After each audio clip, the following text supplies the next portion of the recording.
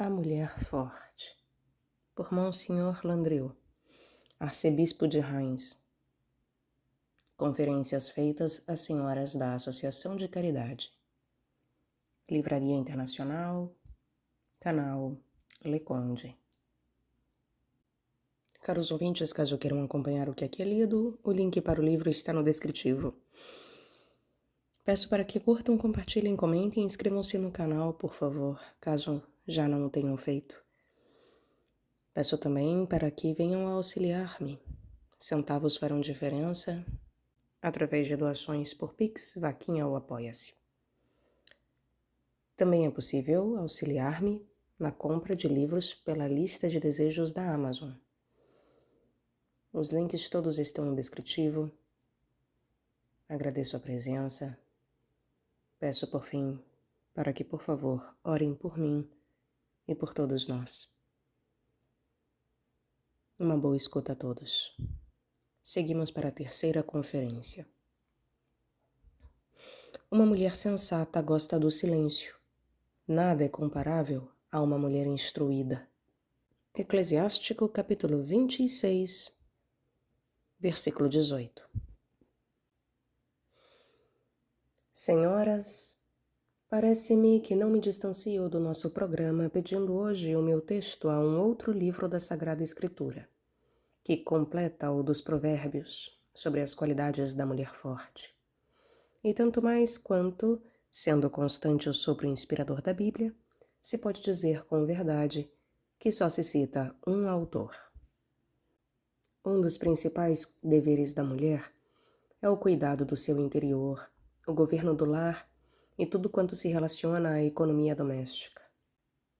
A mãe de São Gregório Naziano é, sob este ponto de vista, um admirável modelo, porque praticava perfeitamente, diz este santo doutor, os conselhos contidos no livro dos Provérbios, fazendo de tal modo prosperar os negócios domésticos que dir-se-ia não dispor de tempo para tratar das coisas do céu, quando, no entanto, era tão piedosa que parecia estranha a todas as dependências do lar. Estas duas obrigações não se prejudicavam uma à outra, antes, pelo contrário, reciprocamente se fortificavam e aperfeiçoavam. Na passada conferência, tratamos especialmente do trabalho manual, dos cuidados no lar e da atividade que a mulher deve desenvolver nele para vigiar tudo e sustentar todas as coisas em uma ordem admirável. E fixamos as grandes vantagens destas ocupações diferentes, vantagens para a conservação da virtude e da saúde, vantagens para fugir à ociosidade e, muitas vezes, a uma grande desordem em todos os serviços e interesses. Não dissimulei também as objeções que me podiam ser feitas. Quereis rebaixar a mulher, convertendo-a em um simples instrumento de casa, condenando-a à vigilância de sua cozinha? Isto não é esquecer o que a mulher pode ter de grande, de nobre na inteligência e no coração?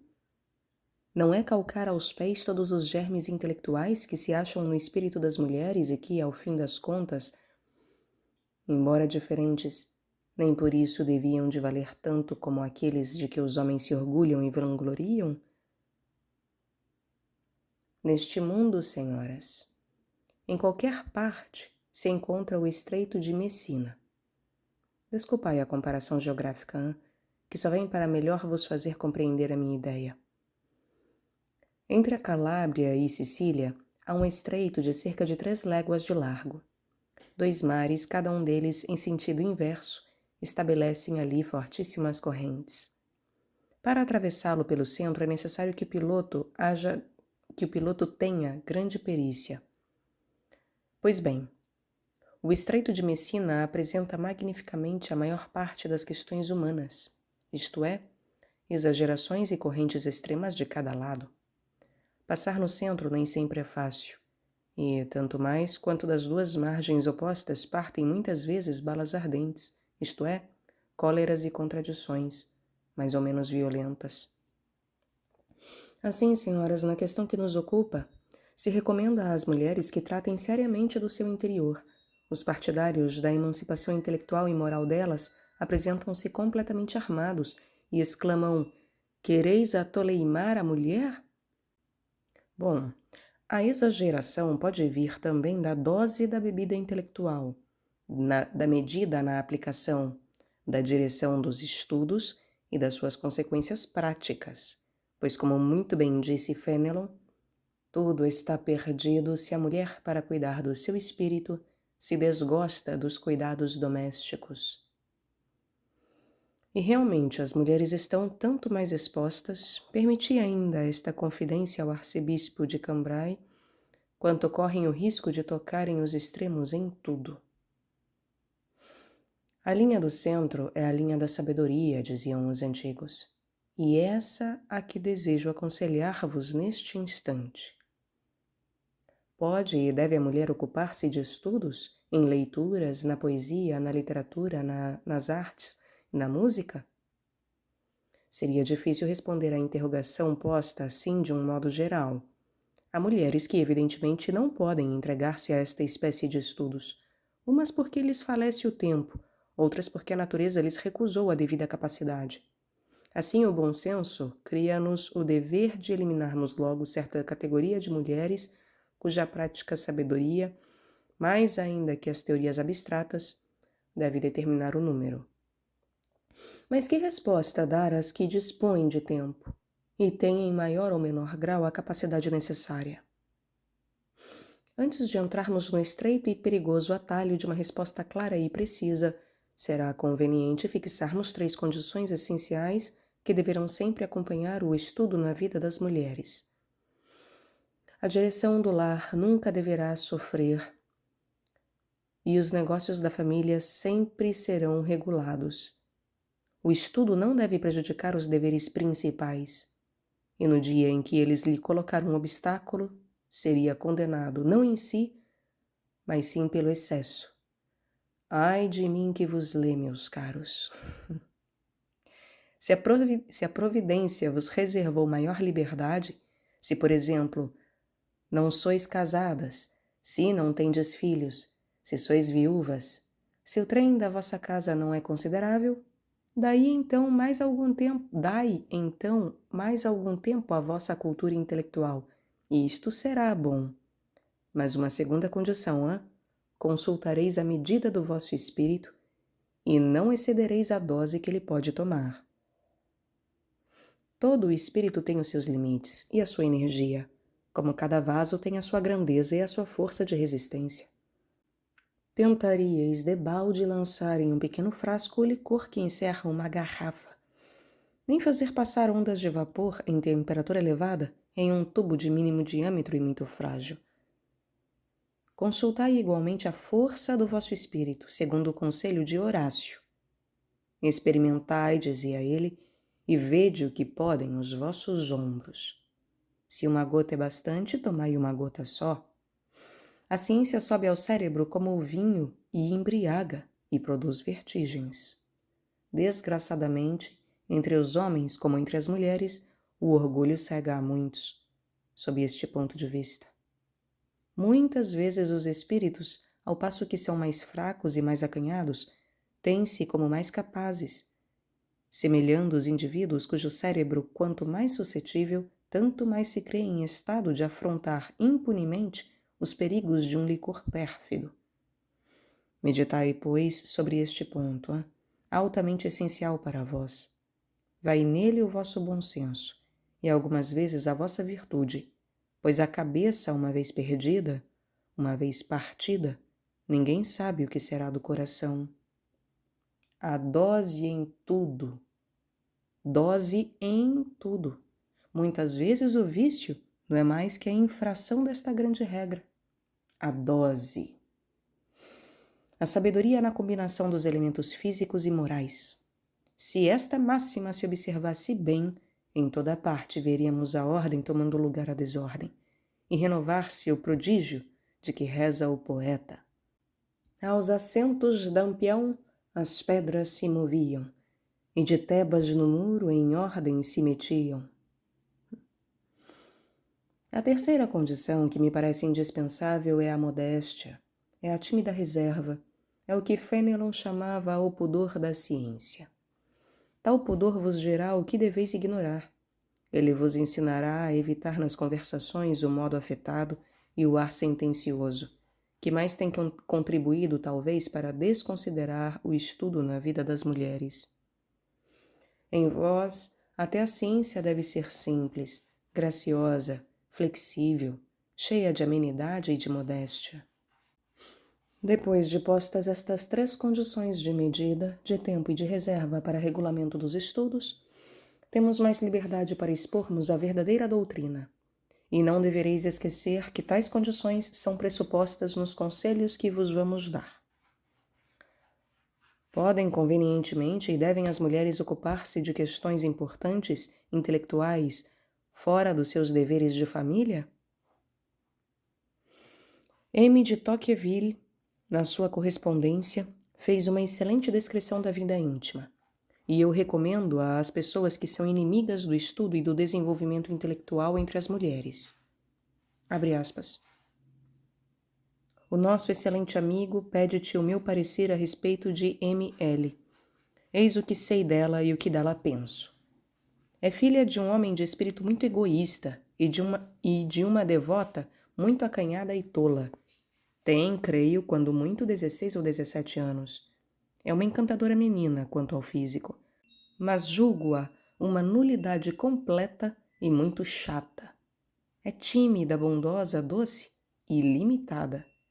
Eis o retrato que, pelo menos, me ficou dela no espírito.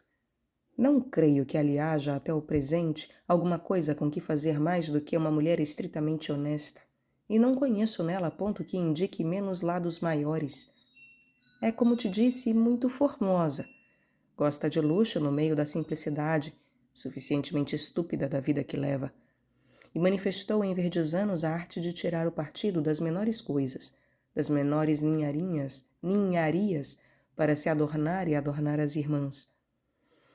Nunca ouvi atribuir-lhe senão esta capacidade, a qual, reunida à pouca extensão do seu espírito, ameaça convertê-la em um pequeno ser muito lindo e muito insignificante. A chateza do espírito é a atmosfera de toda aquela casa. Grandes virtudes burguesas envoltas em ideias infinitamente pequenas. Fecha aspas. Este esboçozinho foi como que dirigido aos que pretendiam fazer da chateza uma boa qualidade da mulher e uma virtude da ignorância e da tolice. Nós não consideramos nunca a pessoa de que M. de Tocqueville nos deixou o retrato como modelo da mulher cristã. Nunca. Por outro lado, achamos uma escolha oposta, que assinalava Madame de Maintenon. Abre aspas. As mulheres, dizia ela, e talvez com alguma exageração, só sabem metade, e o pouco que sabem torna-as geralmente altivas, desdenhosas, questionadoras e cheias de desgosto pelas coisas sólidas. Fecha aspas. O poeta latino também pedia um larzinho, um teto singelo e sem fumo, uma fonte d'água límpida, a selva do prado e uma mulher que não fosse muito sábia. Non doctissima conjux. Fenelon temia sobretudo as mulheres muito lidas em teologia e aprovando completamente o verdadeiro e sólido conhecimento da religião. Desconfiava da arrogância doutoral que estava em voga nessa época. Abre aspas. Gosto mais, dizia ele, que a mulher se instrua nas contas que lhe dá o seu criado do que nas disputas de teologia sobre a graça. Fecha aspas. Eu creio, senhoras, que é fácil evitar todos os excessos. Uma mulher, depois de ter cumprido todos os outros deveres, pode muito bem ocupar-se com as ciências elementares, com a literatura, com a filosofia até, e aperfeiçoar-se em todos estes contatos cheios de encanto e de luz. As ciências têm diferentes regiões, e se nem sempre se chega ao seu cume, pode-se ao menos subir um pouco a encosta para o gozo de um admirável panorama. Nada há tão belo como a filosofia cristã quando é convenientemente apresentada. Tendes o coração triste? Depois da oração não conheço melhor remédio para tal sofrimento do que algumas horas de leituras nos escritores, cuja nobreza de sentimento e sublimidade de estilo vos transportam às regiões serenas, onde se esquecem os homens e as coisas mundanas.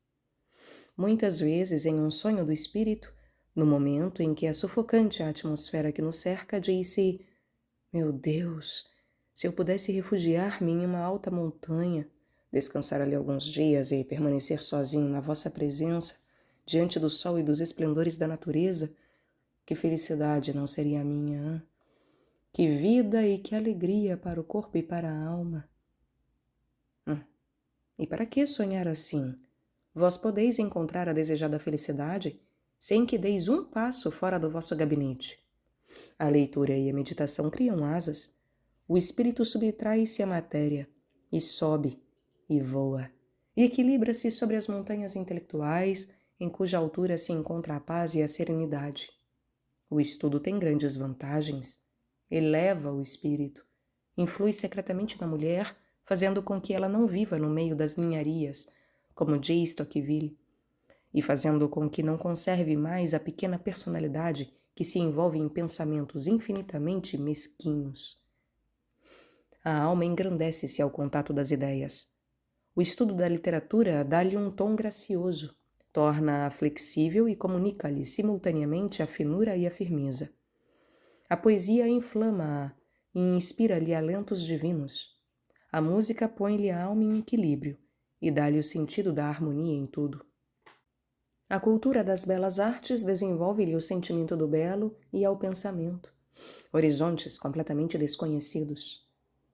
Suponde uma bela alma, uma inteligência distinta em uma organização de mulher, desse-lhe uma educação dirigida sob estes princípios, faça-se com que as musas e as graças se congreguem para lhe formarem o espírito e fazerem desabrochá-la no meio de uma doce harmonia de faculdades, consegui que ela conserve sempre como guardas de sua casa a virtude e a sabedoria, e eu ousarei apresentar tal criatura como o ideal que eu gostaria de sonhar de uma mulher cristã. Bom seria imitar este ideal, mesmo de longe. Uma bela alma, uma inteligência distinta em uma organização de mulher, uma educação dirigida sob estes princípios, fazendo-se com que as musas e as graças se congreguem para lhe formarem o espírito e fazerem desabrochá-la no meio de uma doce harmonia de faculdades, consegui então que ela conserve sempre como guardas da sua casa a virtude e a sabedoria, e então eu ousaria apresentar tal criatura como o ideal que eu gostaria de sonhar de uma mulher cristã. Bom seria imitar este ideal, mesmo de longe. A mulher desenvolvida deste modo será o ornamento de sua casa. Saberá falar à cozinheira e entender-se com ela a respeito das minudências de um excelente jantar. Mas ao subir ao salão, ainda melhor saberá sustentar uma conversação, sem gastar o seu espírito em volta dos objetos de toilette, reservando-o para entretenimentos sérios e interessantes, semeados de notas tão sólidas quanto delicadas. Chego mesmo a não excluir o latim dessa educação completa. E se alguém me censurasse pelas muitas concessões à mulher sábia, eu invocaria duas autoridades cuja competência ninguém contestará, a de Fenelon e a de Madame não sei. Citarei esta última.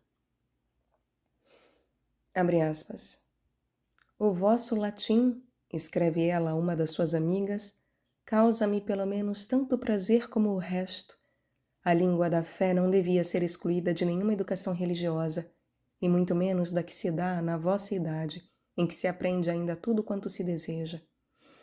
O pedantismo não está no que se sabe, está em querer mostrar o que não se sabe. Fecha aspas. Uma mulher formada deste modo não aborrecerá o seu marido, e entre as qualidades do sexo frágil, não ponho na última linha a de não enfadarem as mulheres a seus maridos. Ora, De todas as fontes do aborrecimento, eu não conheço nenhuma, sobretudo para um marido que não fez voto de paciência, mais abundante e perene, do que uma virtude acanhada e muito tola, para repetir a frase de Tocqueville. A tolice, sobretudo quando se tem o talento desgraçado de dobrá-la com piedade mal compreendida, tem o privilégio de estragar todas as coisas, mesmo as melhores. Insisto neste assunto porque é essencialíssimo sob o ponto de vista da paz de vossas famílias e da virtude dos vossos maridos. As qualidades físicas, quando subsistem, só têm uma influência temporária e que facilmente se desgasta. Depois da virtude, nada conheço mais próprio para conservardes a estima e o coração dos vossos maridos que a qualidade de um espírito culto, delicado, apanhando em todas as coisas o ponto de vista elevado, amável, gracioso e divino. Para se conseguir isto, não é absolutamente necessário ser um gênio, não. Neste caso, seria difícil acreditar com que facilidade esta maneira de encarar as coisas se desenvolve naturalmente, instintivamente, nas naturezas em que a virtude e uma instrução conveniente se dão as mãos para caminharem conjuntamente. É como solo constituído de terra, pela qual os jardineiros têm grande veneração. As flores brotam nele espontaneamente. O número de mulheres que perderam o coração e mais tarde a virtude de seus maridos aborrecendo-os é talvez muito considerável. Vejo, porém, que parecendo dar-vos somente conselhos literários, tive também o pensamento e o desejo de atingir outro alvo, e realmente dou-vos conselhos religiosos. O estudo tem ainda uma grande vantagem para a mulher, o produzir-lhe o desgosto pelas coisas inúteis e frívolas, e por conversações em que quase todas as virtudes cristãs são mais ou menos comprometidas. Sim, ele liga-a ao lar e liberta-a de uma multidão de perigos. E como é boa, ao calor do lar, a leitura de um livro interessante, que fale de Deus, da alma e dos deveres da vida. Deste modo, facilmente se esquecem os humanos e os contatos, que com eles são tão difíceis e muitas vezes tão penosos. Quando os vivos me aborrecem, dizia o cardeal Cheverus, converso com os mortos. Bem-aventurados os mortos, que deixastes o vosso alento nos livros. Vós valeis mais, sim, ordinariamente, que os autores de carne e osso. Perdestes as pontas e as arestas se as tinhais, e ficou de vós o espírito encantador, o espírito graciosamente misturado de doce gravidade. Vós sois como o licor dos nossos arrabaldes, que depois de limpo de quanto tinha de duro, de espesso e de grosseiro nos resíduos da cepa, toma uma forma substancial, que quase dá ao espírito sem a matéria. E como eu gosto de conversar convosco, sim, como eu gosto de conversar convosco. Tendes ainda uma outra preciosa, não sois suscetíveis. Quando sois abandonados, mesmo injustamente por capricho ou por frivolidade, não vos zangais. E quando alguém vos interpela, tornai-vos tão graciosos como antes. Nunca tão longe foi a complacência e a condescendência que esquece e perdoa. Dizia o autor da Imitação de Cristo, que pode ser aqui ouvido, que, depois de uma conversação com homens, entrava menos homem em casa. Vós, deixando certas conversações mundanas, não vos tendes sentido menos mulher, menos sérias, menos amáveis em casa, menos aplicadas aos vossos deveres? Não vos acháveis mais levianas, mais gastadoras, mais afeiçoadas ao brilhantismo e às superficialidades? Mais vaidosas e repletas do imoderado desejo de agradar? Se em vez destes entretenimentos inúteis e muitas vezes perigosos, vos tivesses durante um quarto de hora, durante meia hora, se entregado à leitura, à meditação, teríeis como que sentido palpitar em vós a vida da mulher nobre, dedicada de sentimentos esquisitos, de sentimentos saborosos e palavras perfumosas, de virtude à vida da mulher forte, da mulher cristã. Um autor pagão empenha as mulheres em lerem as obras dos filósofos e os tratados de ciência. Assim, diz ele, não pensarão nunca nas danças, nas frivolidades, porque terão a alma repleta das grandes ideias que encerram os livros dos nossos célebres escritores, e estarão sob a influência de um encantamento espiritual. Isto Plutarco. Acho que estou a salva, afinal. Eu recomendo-vos a cultura das letras. Não vos empenho em que estudeis do mesmo que os homens. O vosso espírito, como o vosso corpo, é mais franzino, tem mais flexibilidade, tem as formas mais graciosas. Tem alguma coisa de mais fino do que os homens. E falo pelo menos em geral, porque é necessário contar sempre com as exceções. Dir-se-ia que a vossa inteligência tem o olfato mais delicado. Vedes mais facilmente as malhas mais desligadas das coisas. E quando tem menos profundidade, é ordinariamente mais pronta. Vede um lance e como que por intuição. Ali onde o homem raciocina, vós pressentis, o que fazia dizer aos germanos que tinhais na alma alguma coisa de profético. In esse sanctum aliquid et providum putant. Outra qualidade. E quantos defeitos a par dela! O vosso espírito, se não tem descuidado, caminha sempre conduzido pelo coração. Quando amais alguma pessoa, tudo deve ser excelente nela, à primeira vista. E todos os que vos contradisserem neste ponto, não devem, por certo, ter senso comum. Se, sobretudo, está em jogo uma pequenina paixão do coração, quando adotais uma coisa, um projeto, uma determinação, tal coisa, tal projeto e tal determinação devem ser, sem que haja necessidade de exame, o que há de mais perfeito no mundo, e desgraçado do que ousasse fazer-vos uma objeção, hã? É este, senhoras, o lado a vigiar na direção do vosso espírito, porque é a verdade acima de tudo, como base dos nossos juízos, a verdade antes do nosso amor próprio, antes das nossas preferências exclusivas, antes das mil paixões que são os ventos do espírito. O defeito que assinalo é tanto mais importante para vigiar quanto mais é talvez uma das causas principais da versatilidade que não é absolutamente estranha à natureza da mulher. Se Deus vos criou mimosas violetas, não tenteis imitar o arbusto. Se Deus vos criou mimosas violetas, não tenteis imitar o arbusto. Se sois o lírio deslumbrante pela alvura, não aspireis ao tronco gigantesco do carvalho vetusto. Estudai proporcionalmente as vossas aptidões, a natureza da vossa vocação, ao caráter do vosso espírito, e não procureis tornar-vos sábias à maneira dos homens. Na criação, cada ser conserva a sua cambiante, refletindo a luz do sol. Assim colhereis as rosas da ciência sem lhe tocardes os espinhos, e, sobretudo, os espinhos envenenados que derramam no sangue da alma um suco pestífero, que não é fácil extinguir completamente. Indicando-vos, pois, estas boas qualidades, misturadas de defeitos que dependem da natureza do vosso espírito, dou-vos ao mesmo tempo regras para a escolha e método dos vossos estudos. Em um jardim, cada flor tem uma posição diferente.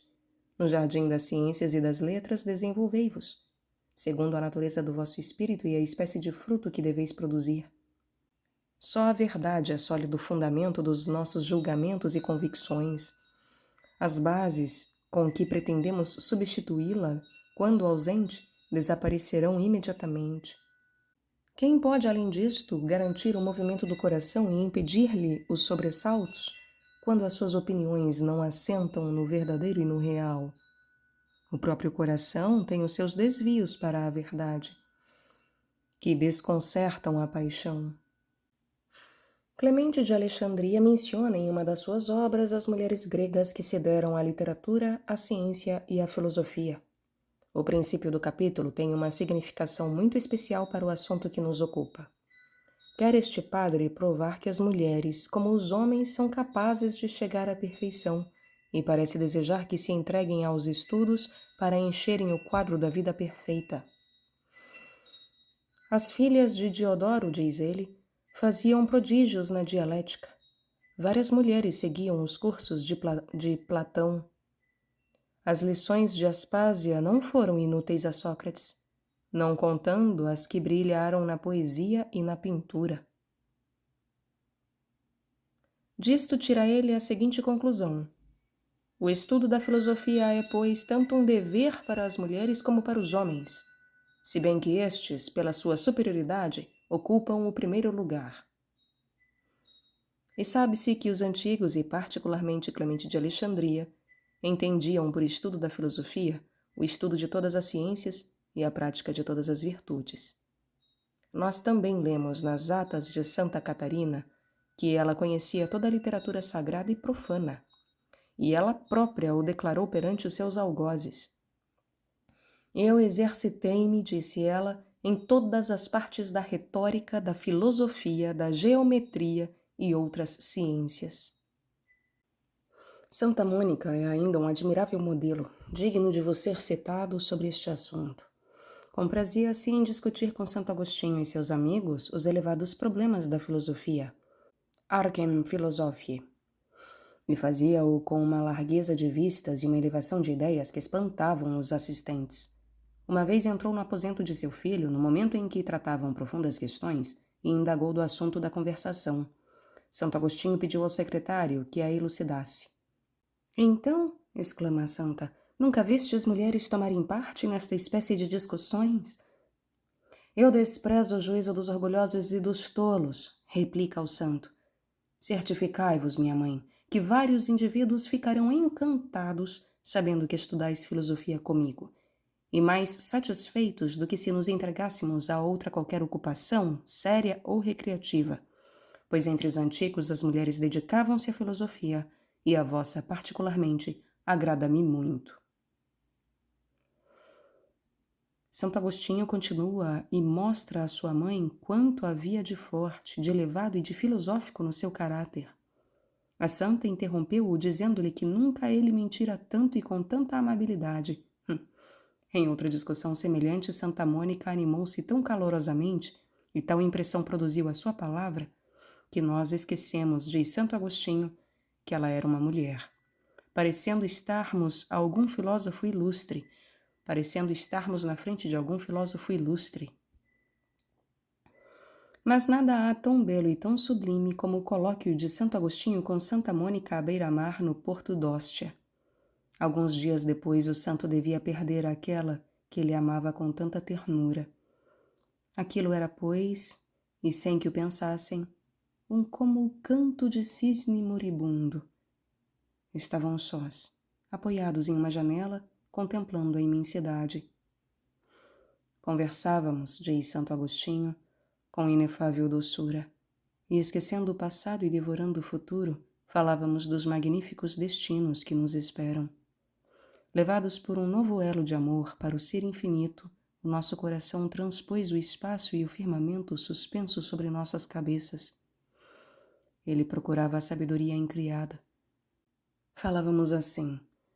De súbito, erguidos pelo amor, pareceu-nos termos tocado por um vôo do coração na eterna sabedoria, objeto de nossos suspiros. Deixamos-lhes as primícias de nossa alma e regressamos à terra, onde se ouve o ruído da voz. Mas o que é a palavra humana?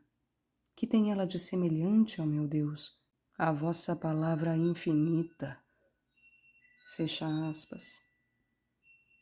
Este magnífico diálogo entre Santo Agostinho e sua mãe é acompanhado de considerações elevadíssimas sobre o tempo e a eternidade, sobre a criação e as suas relações com o ser infinito. Isto é uma das melhores provas de que as mulheres podem ter lugar na escola de uma grande e bela filosofia, e de que até o êxtase de tal ciência pode ser conhecido delas. O êxtase, a hora dos júbilos serenos e profundos, em que a alma é arrancada a si própria e parece entrever o face a face. de que fala São Paulo. Eu, senhoras, deveria talvez, antes de terminar, dizer-vos alguma coisa sobre as leituras, mas não teria tempo de tratar convenientemente tal assunto. Mas é provável que em qualquer dia das nossas reuniões mensais o possa fazer. Oxalá que hoje tivesse seguido convenientemente o centro do Estreito de Messina. Sem exageração para um ou para outro lado. Não é minha intenção fazer-vos mulheres sábias no sentido ridículo da palavra. Desejo, sim, que alcanceis o que eleva a inteligência e enobrece o coração. A alma da mulher é da mesma origem que a do homem e também tem necessidade de luz. Não deve estiolar-se esta planta divina, antes é forçoso que produza os seus frutos, que, se são diferentes dos que se colhem no jardim do homem, nem por isso são menos excelentes. Uma vez que cheguem à conveniente maturação. Uma sábia distribuição de luz na alma da mulher nunca lhe fará mal. Põe as ideias no verdadeiro lugar, que é a única coisa que muitas vezes falta a certas cabeças. Retifica o juízo, fortifica a vontade e dá ao andar no caminho da vida um passo mais digno e mais firme. Oxalá que possais, depois de fiado o linho e a lã, por vossas mãos engenhosas, tornar-vos igualmente hábeis em seguirdes uma conversação e uma questão séria, em meditardes um livro, cujo principal assunto seja uma ideia nobre e grande. Juntai a isto o que Fenelon chamou o pudor da ciência nas mulheres, e então merecereis que se vos apliquem as palavras na Bíblia que tomei para texto. Uma mulher sensata gosta do silêncio. Nada é comparável a uma mulher instruída.